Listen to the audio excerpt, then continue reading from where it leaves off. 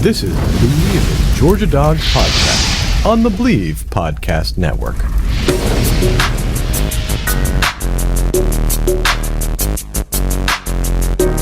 Scored a touchdown earlier on a direct snap. Now it's Michelle's turn, running all the way. Gets to the edge. Sonny Michel will send the Dawgs home to the championship game. 53.5-yard drive near hash, kick right, snap, hold, kick is away, it's reaching, and it is good, good, good. Hot Pod does it. All right, Hot Pod. Wilcox with an up and out, wide open, touchdown, Israel Troupe.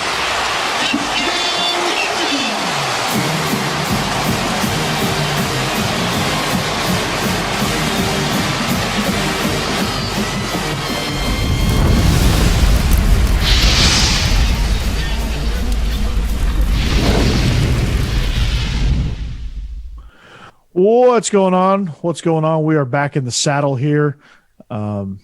We are the Bleav in Georgia Dawgs podcast on the Bleav Podcast Network. Coming at you on Brinks TV. Joining me is my man, Israel Troupe. What's up, Israel? 2 times in a row, baby. I love it. But can I start off the show by saying this? I know the playoff committee, they've tried to do their due diligence of teams that should be top 4 and things like that. But I don't know why, because I see it every time we do our podcast. Cincinnati almost beat us last year. Mm-hmm. If that's not saying that Cincinnati's not one of the top 4 teams in the nation, I don't know what is. BT Dubs. We have to win because of a field goal. Yes. And they're undefeated now. In a world of college football where there's not really like anybody clear cut, besides Georgia at this point. So it'll be interesting, especially if Alabama goes down in the SEC championship game next week. So we'll see, and we'll have wall-to-wall coverage on that. Maybe even have Jake Thomas from Tide Talk Sports on with us a little bit to talk. But looking at the Georgia Tech game this week, this can be kind of a shorter show. Again, as I said in our last episode, we're going to give you. We gave you our picks. We're going to give you our picks on social media. What's up? No, you're talking about Georgia Tech. I'm sorry. I fell asleep. My bad. I'm sorry. You got to stay awake, man. It's nerd week. It's clean old-fashioned hate. But like I said, we are presented by betonline.ag. We're back and better than ever. New web interface, start of the basketball season, more props lines than ever before. The casino games are outstanding as well. So what you need to do, if you want to bet, they have a great, like I said, great website, new interface, all that good stuff. And there's a ton of props and it's really easy to use, but you need to head to that new and updated desktop or mobile website. You need to sign up today, receive your 50% welcome bonus on your first deposit. Just use our promo code Bleav50 to receive your bonus. So BetOnline is the fastest and easiest way to bet all your favorite sports. BetOnline, it's where the game starts. So before we really get into previewing this team, which is going to be kind of boring, I think, maybe. I hope not. But we'll make it exciting. You know what? We're going to do story time. How about that? What you got? We're going to talk about your experiences with the Georgia Tech game and what is this Thanksgiving week going to look like for Georgia? Like as far as practice goes and as far as like logistics and everything, how's that going to look? We don't get to go home. We're pretty much there the whole week. I don't know how they do it now, but this is how we did it. We had practice Monday, Tuesday, and Wednesday. Thursday morning was the walkthrough, obviously, and then we got to go home if you live close, or Coach Rick and all the position coaches. Also had Thanksgiving at their house, so we were not allowed, but we were more than welcome to go to their house if guys who live farther away. It was a family affair. They had if I'm not mistaken, it was Wednesday night. We had the Friendsgiving where they cater us and feed all the from trainers to equipment guys to video people to all the guys that make Georgia football work. We all got to meet those people, those guys behind those ladies and guys behind the scenes. So it was a really good time. You always want to be home. There's nothing like being around your true family, during Thanksgiving, but it also helps you recognize that family doesn't always have to be blood. You see these guys, these coaches' families, these coaches' kids a lot more than you see your own sometimes, especially during the season. So, you have an extended family, throughout. So it was always a fun time. Coach Ray did a great job. We had a movie night. We go to the bowling alley. He always had different activities for us to do as well. So it wasn't just us. All right, we go to practice in the morning and we got to go back. He always made it fun for us during that week as well. So I've eaten a lot of food. I've gone to Coach Rick's house. I've gone to Tavares King's house. So it's always a fun time, and you're always welcome everywhere. During this time. Yeah, that's pretty amazing. I was always able to go home, so that was good for me. So, but yeah, I mean, just logistically, it's always interesting to kind of get a glimpse into what these guys go through a little bit to kind of see why these rivalry games are so important and why these rivalry games are so unpredictable, because it's kind of a disrupted week. And like if you're Ole Miss, you're playing the Egg Bowl on Thanksgiving, so. Yeah. Which still is rough. Oh yeah, and Arkansas, Missouri are playing the day after. So I mean, it's a not a weird week, but it's an odd week. It's a disjointed week a little bit. So yeah, so that explains a lot of things. But what about game day and game atmospheres and things like that? What were your best experiences with Tech? Like when you, from a player's perspective, when you walk into Georgia Tech Stadium, because this will be a road game for us. When you walk into Georgia Tech Stadium, like, what is that like?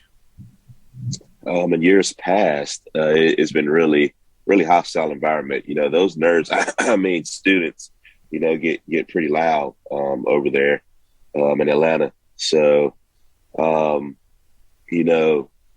me, I had some friends on the team, Josh Nesbitt, Roddy Jones, Jonathan Dwyer. We all played ball together, grew up together, things like that. So, I had some friends on the team. So it was a little bit different for me simply because I hated them during the game. But after the game, there's pictures of us like hugging and talking to people. Like even before the game, they're like, "Why is he talking to them?" Well, I mean, I don't hate them. I've known these guys since I was little, so I mean, it's not that big a deal until you come out the tunnel. So going over there, it's a really hostile environment, honestly. In years past, like I said, they've been pretty good, especially when Paul Johnson was there during that era. He had them rolling. Right now, I don't think it's going to be too much of a. I worry more so the fact that we sleepwalk through this and we're not sharp and somebody gets hurt or things like that. Even the year you got to think I think it was Jeff Collins' first year when Peekins put that cornerback's head through the mat in the south end zone down there. It was a big crowd there then, but they're having attendance problems and, you got to watch Jeff Collins in those tight pants. You just never know what you're going to get when you go over there and play Georgia Tech now. Maybe he found the extra 3 inches of fabric to cover his ankles where they're no longer capris. And I was talking to a friend of mine about this earlier, and he was kind of asking me, what I think about Jeff Collins. And he was like, "Man, you're just saying that because you're a Georgia guy." And I'm like, "No, I mean, this guy has overdone it, man. He's like a more tech savvy. Yeah, he's a more tech savvy Butch Jones. I mean, the guy just has slogan after slogan, gimmick after gimmick, and it's all just surface. And I don't think his team's fully bought in. I know this is a little bit off topic, but have you seen the facilities at Arkansas State? No. Oh, my God. He's pretty much got everything Georgia has, just on a smaller scale. Just picture everything Georgia's got right now and just picture it like a little bit smaller, like meeting rooms, all that stuff that Georgia has right now. That's what he has at Arkansas State. Yet they've lost like 8 games. He can't win. Yeah, see, that part I can't help you with, but it ain't from a lack of facilities.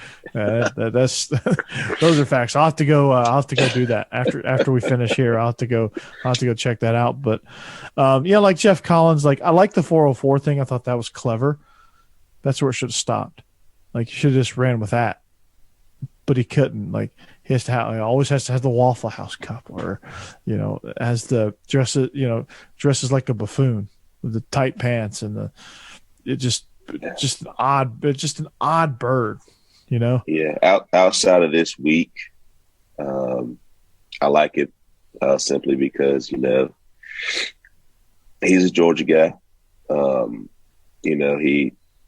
He does a lot of good things that Georgia Tech should have been doing a long time ago, if you really think about it. Bringing publicity to them, showing the great things that they do at Georgia Tech. He does a great job of that. But in this week right here, I don't like you at all. I don't like the fact that you're ruining Waffle House by holding up those cups, because those cups are golden. If anybody's ever ate a Waffle House, Waffle House is the bomb. Anybody knows that. So the fact that they think that you can just do what you want with Waffle House is absolutely disrespectful. After 4:00 on Friday, we play on Friday this week. So after 4:00 on Friday, I mean, I'm okay with you guys, but until then, I don't like you guys.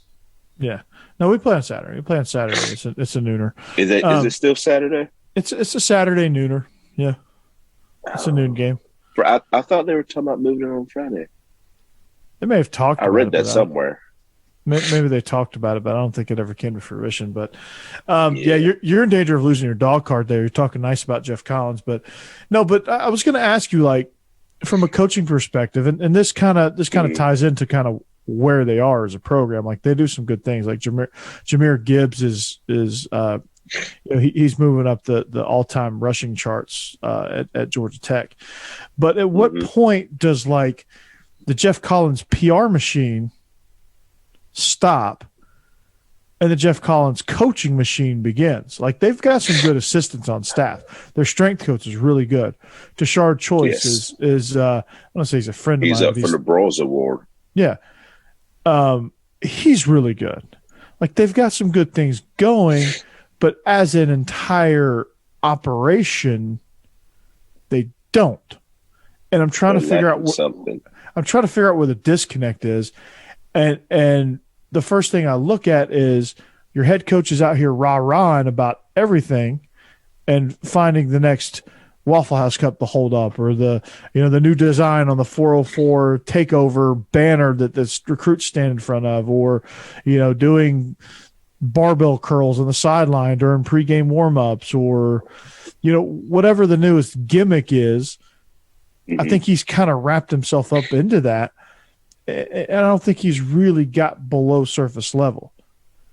Yeah, I think you take what Paul Johnson did coaching wise, and you mix that with what Jeff is doing publicly and for the publicity of the school, I think Georgia Tech will be hell on wheels. I really do. Because as we all know, Paul Johnson could give a rip about Waffle House, about 404, about anything. If you wanted to come to Georgia Tech, you come Georgia Tech. If you didn't want to come to Georgia Tech, you ain't got to come to Georgia Tech. He's going to run the triple option, and he's going to win some football games. That's what he did. Took a couple orange we get balls. to Jeff. Exactly. Now we get to Jeff Collins, and it's more of a dog and pony show.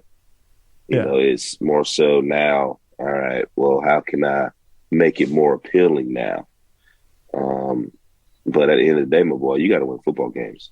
Yeah, you got to focus on what's important. I think they got a big game. They got a big win against North Carolina, which is a great, not a big win. That's a great win for the program. I really think that's the win that saved his job, because they definitely weren't supposed to win that football game. Yeah. But at the same time, you're not winning enough games to keep your job. All right, and you're not competitive enough. Like, you're not competitive in a lot of these games. Like, yeah, you were competitive against Clemson, but what do we know about Clemson now? They're pretty terrible. Like, the games you're losing, you're getting your ass handed to you. But we're getting to the point, just like Florida now, too. Are they really playing for you? Yeah, or are they just kind of playing because they like being with each other? So you've got to find that point where you've got all of this breadth of resources and recruiting tactics and things that make you appealing from the front door, right? Mm-hmm. But when you walk in the house, there's no furniture and it's a mess, right? Yeah, there's roaches running around everywhere. There's roaches running around. Like, the people that were supposed to get out years ago are still living there and not paying rent. Like, you've got some dirty laundry there, and just the walls are stained. There's holes in the floor. Glass is broken, and it's just a mess. But the front yard. I saw an article where attendance has been down so bad that they're losing like $16 million or something like that. I mean, their athletic department's hemorrhaging money, and it's bad because they're paying Paul. I mean, they're paying. I think they're still paying buyout of Paul Hewitt on the basketball side of things. I mean, it's brutal over there as far as their athletic department and their budgets and things like that. And it trickles down, like the resource, like they can't, like, at some point you've got to be able to have enough substance to land some of these. I mean, you're in the heart of Atlanta. Like, you can't be better than this. Georgia State is pulling more people than you are. Yeah, Kennesaw State is pulling more people than you. You can't be better than this. Like, there's no excuse. Like, I feel like their standards are too high too. You got to think, the average football player, although we're very intelligent people, don't ever get it twisted. But to get into Georgia Tech is absolutely ridiculous.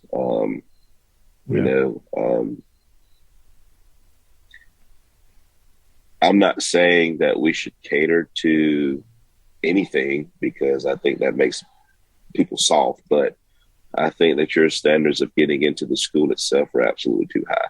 Yeah. And the caliber of player that you're trying to get ain't going to reach that. And you've got to adjust. Yes. Is what adapt or die. Yeah, adapt or die. You got to adjust. Notre Dame adjusted. Georgia adjusted. Like, it's not. We didn't lower the bar to the point where we're letting in complete. I'm not going to say it, but you know what I mean. Like, complete idiots. You don't lower the bar. You just adjust the factors of which people can get in and out. You're not lowering anything really. You're just adjusting the little. You're just tweaking it and adjusting the factors of how people can get in. Yeah, you keep it the same. You just adjust like certain rules. Because every school with regular students, even, they have a certain percentage of people that get in that don't fit the requirements, but like they have all this other stuff and it qualifies them to get in. Like, for me, my test score was the definition of mediocre. I got a 1080 on the SAT, and people with 1200s were getting denied. But I had a 3.9.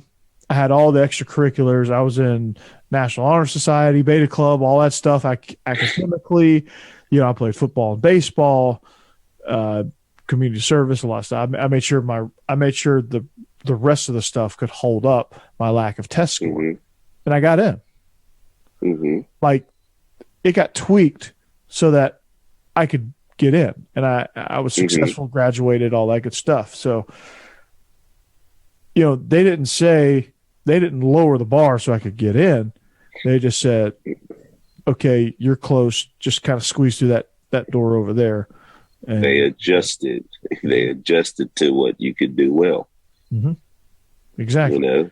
Which is I what graduated they do. High school. I had a 1260 score with a 3.8 GPA. And I mean, could I have gone anywhere? Yeah, but I mean, at that particular time, they had to adjust things for me too. I mean, my math was slightly higher than my reading because I love math, So there was my scores, and in a regular world, if I was an athlete, I couldn't have got into Georgia. Let's just be real about it. I couldn't have with that score and with my, GPA. I couldn't have got into Georgia just as a regular student. Yeah. So what they do, they just adjust a couple things and do what they got to do to get me in, which, I mean, it ain't really hard. I qualified for everything else, but it's just different, different strokes for different folks depending on what they want to do. As long as you're mostly qualified and there's a few things that they can overlook like it's just saying, okay, we're going to test score this thing. Okay, we're going to focus more on this thing instead of this thing. Mm-hmm. That's exactly what you said. That's exactly what survive and adapt. Mm-hmm. Exactly. And Georgia Tech's got to do that. And Jeff Collins has got to be a driver in that if he wants to be the guy. And they won't do it because they consider this is Georgia and this is Georgia Tech. But that's what they wanted to believe academically. But if you really think about it, yeah, we're right here. If we're right here, then we're right beside you. I mean, Israel, your Georgia degree and your Georgia Tech degree is going to get you one of the best jobs in America, no matter what you do. And you know why they're dead even? Because we don't have an engineering school.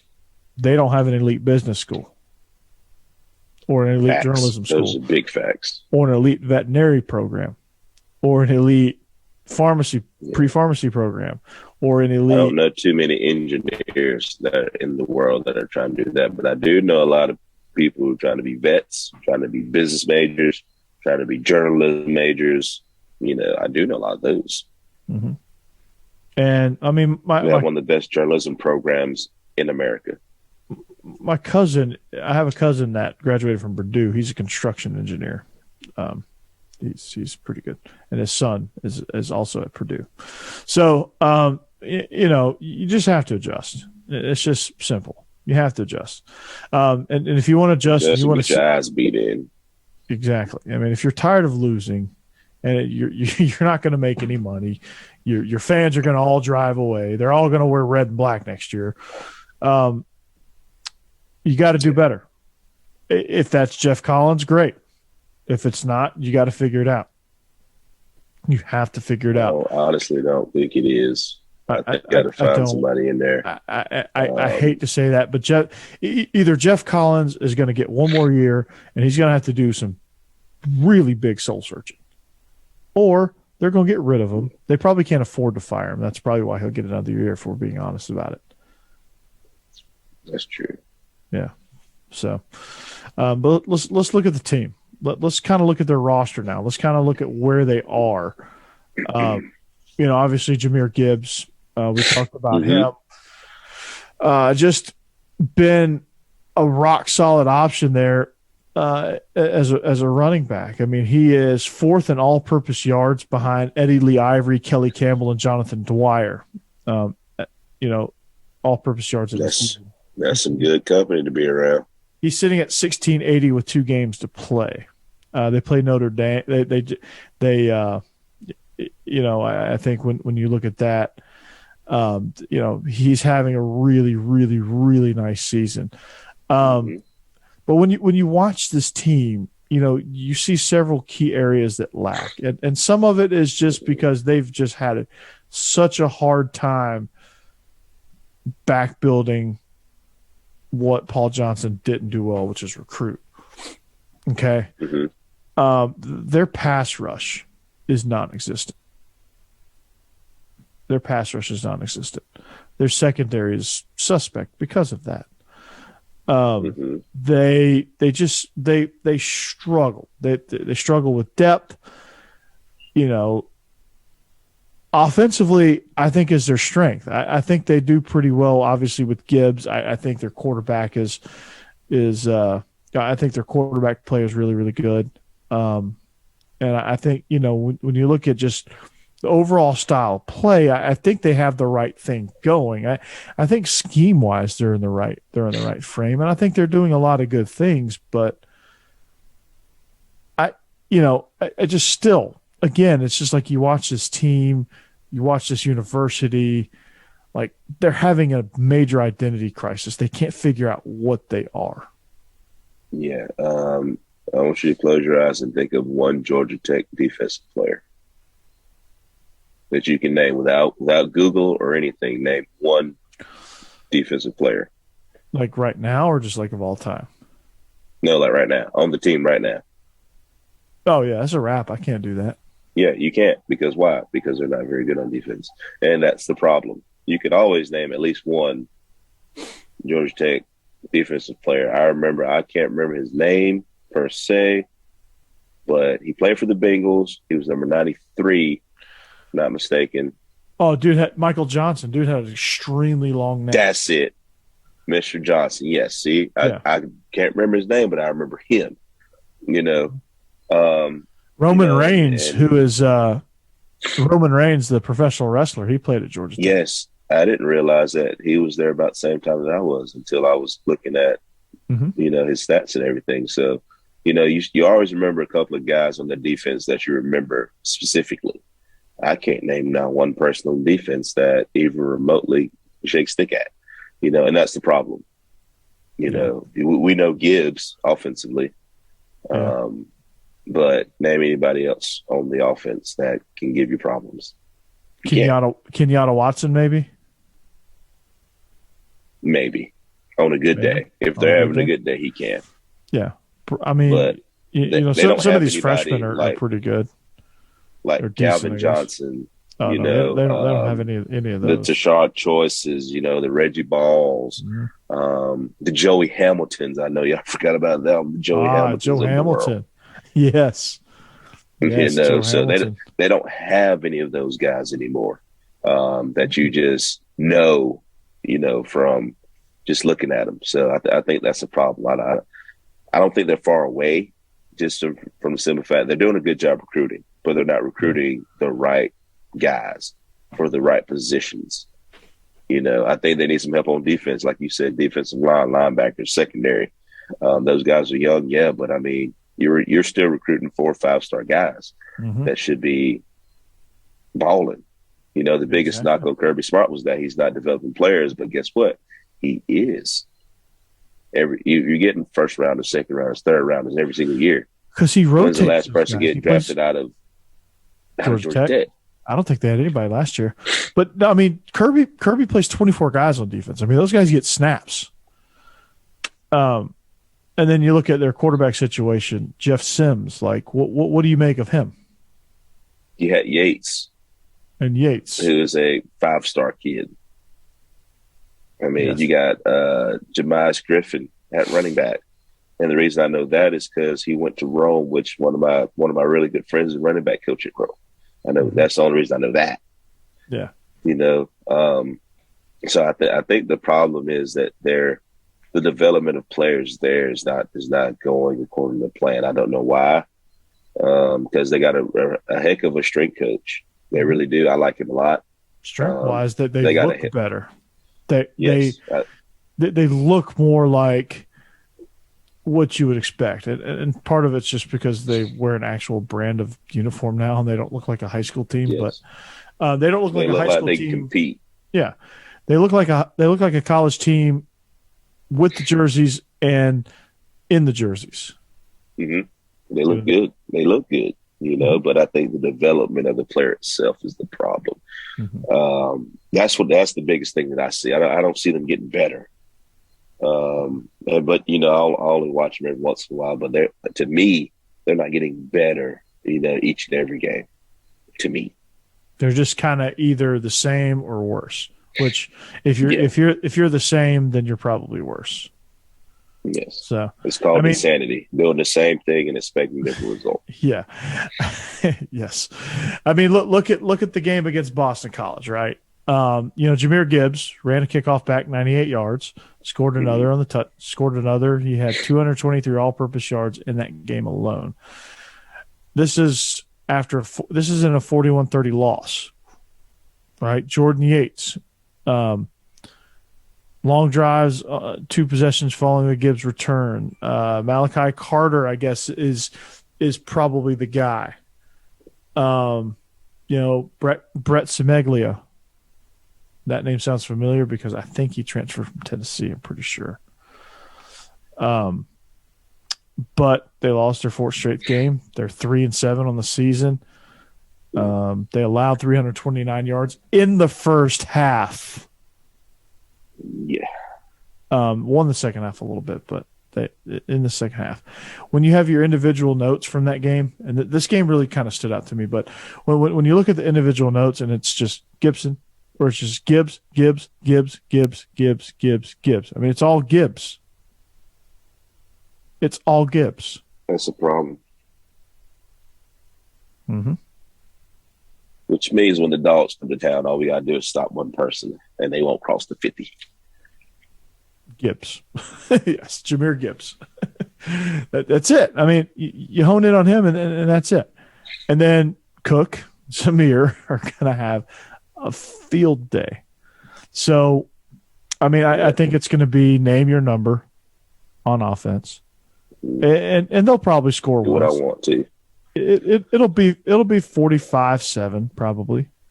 Is kind of how I see it. It's just because they're not going to be able to stop anything that we do. Probably end up having 3 takeaways defensively. I just don't think they have anybody that can block our guys. Jalen Carter is back. He had the flu, so thankfully. I mean, Jordan Davis. I mean, there's a hashtag Jordan Davis for Heisman. Love it.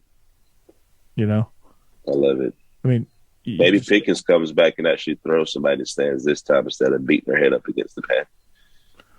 Well, he's gonna have to. do that. Don't do that. No. We need you for the SEC championship game. We do. Don't do that. But it'd be funny. It'd be fun to talk about. He's just going to take him out to the loading dock and just pitch him outside the gates. That's what he's going to do. He's going to lead them all the way and just throw them into the world of Coke. Mm-hmm.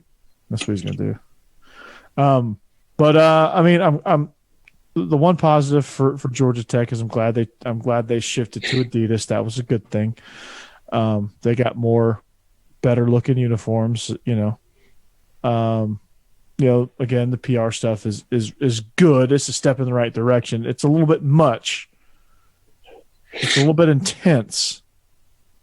They tone it down a little bit and have some substance behind it before you really start kind of taking off with all the PR stunts. But, for Georgia Tech, that's how I see this game going. I mean, who can block Jordan Davis? Well, nobody has so far.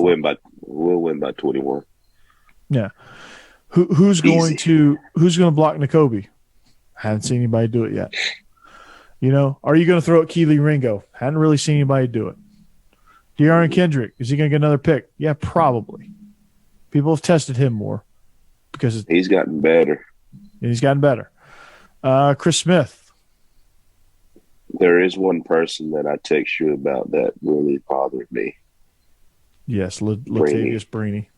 I don't know what it is about him. It's not from an athletic standpoint because he is a very, very good athlete.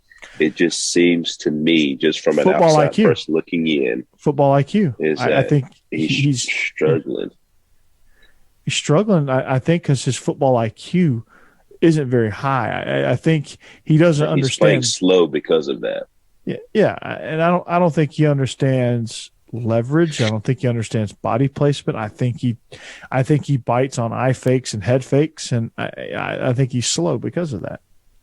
Yeah, I text you. I was like, he's not playing hard, but I don't think he's not playing hard. I think it's from a standpoint, like you said, the football IQ is just a little bit off. Now, we could be way off basis, and he just could have a bad game. But this is 2 games in a row now that I've watched this. He's been I've ever since that first time in the Clemson game that you and I texted back and forth about Brini. I noticed it every game. Like he has these lapses where he gets beat not because he is slow, but because mentally he something's going on mentally, and he plays slow as a result. Yeah, he was in La La Land, and you could kind of tell on a couple of plays. You're just like, what the hell was he doing? Yeah, it was like, come on now. You got to understand, like when they get in the bunch formation, the touchdown, the first touchdown, the bunch formation. Yeah. You know, you got to understand that. You got to understand what you're dealing with here. Like, they get in this bunch formation, like, what do you think is going to happen? There's only a couple of things they can do, which is going to be meshed more likely. They're either going to mesh, they're going to all crisscross. Somebody's breaking out. There's going to be an outbreaker somewhere. There's going to be a pick somewhere within that bunch. Somebody's picking somebody. And he got picked. He didn't see it. He got picked. Did not see it. Or they're going to toss it and run outside, which they didn't do. They're not going to dare do that. So, again, he did play better after that, though. I think he played a little bit. I think he bounced back. And he does. Better. I mean, I love Latavius Brini. I'm not hammering him as a. I love him too. Not saying he's he was player. one of the guys I really like. After the spring game, I was telling I really like Brady. I like him a lot. And sometimes, like I tell my guys all the time, the success you have sometimes be your worst enemy. So you start having success. You think like work is hard, things like that. Come into effect. So, but I think he'll be fine. But other than him, defensively, I don't see a spot anywhere that worries me at all, because they all play as a unit. And that's the crazy part. They all play as a unit. So when the unit is good, no matter what mistakes you have, you're good. Exactly. And they play hard for each other because they're a family. And you can't discount that. Mm-hmm. You can't discount that at all. So, in doing the Google search stuff, Georgia Tech has these black uniforms that they wear. They're pretty sweet. I'm not gonna lie. They are. Are those the ones with the blue outline? Oh, those are sweet. I ain't gonna lie. Those are nice. Those are sweet. If they did one thing right, they picked some good uniforms. They did. They did that right. And the 404, they put the ATL on the helmet. That's pretty cool. But I'm a big fan of the white on blue. Mm-hmm. Yeah, those are nice. I like the blue on. I like the blue on white too, though.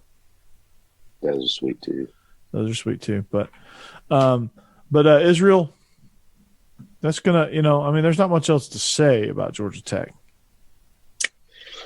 No, they're not very good. Like I said, it's one of those games where you stay sharp, just like last week.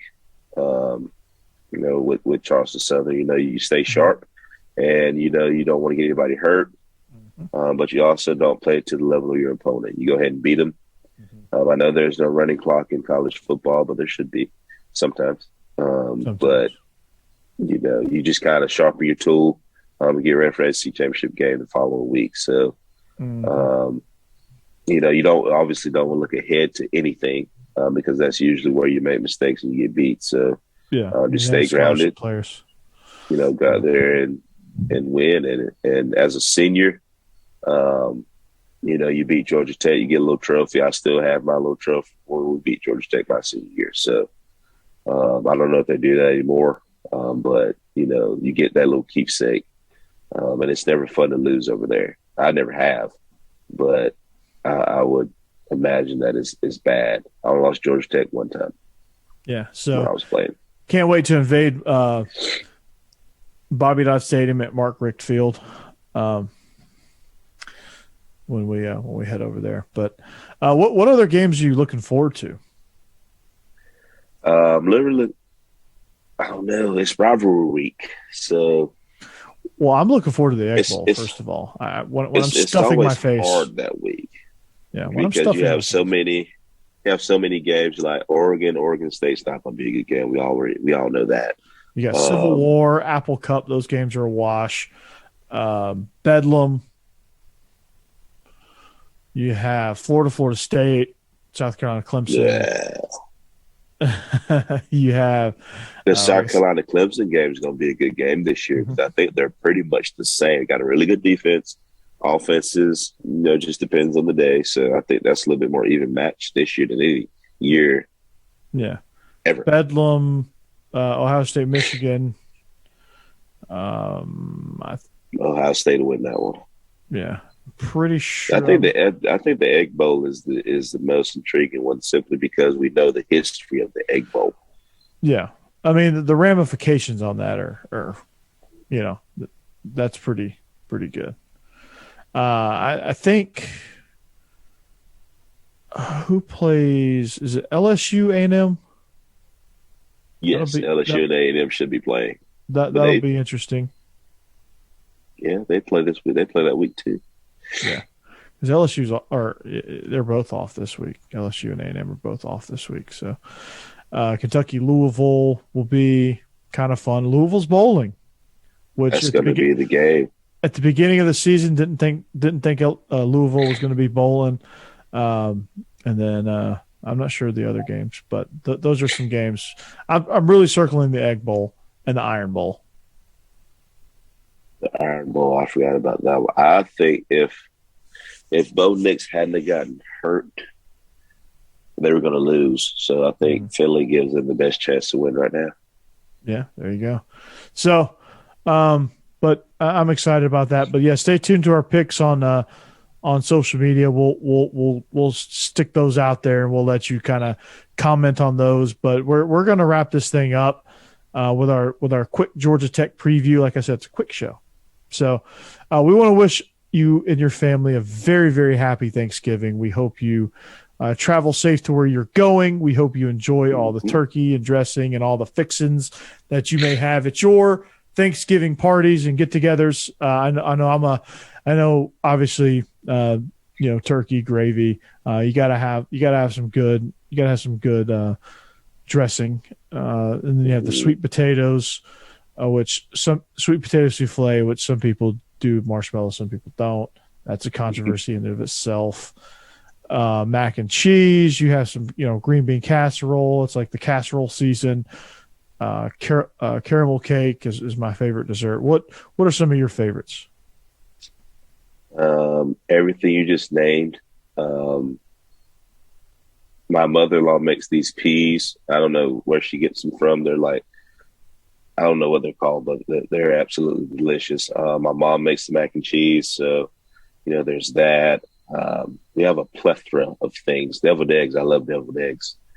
That makes one of us. So it just depends on, what I'm in the mood for. I'm more of a ham guy, other than turkey. Sorry for everybody out there. I go for the dark meat on the turkey. Yeah.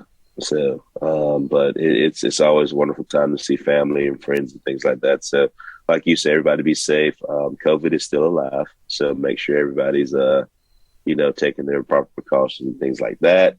But I hope everyone has a happy Thanksgiving. Enjoy your food, family, and football.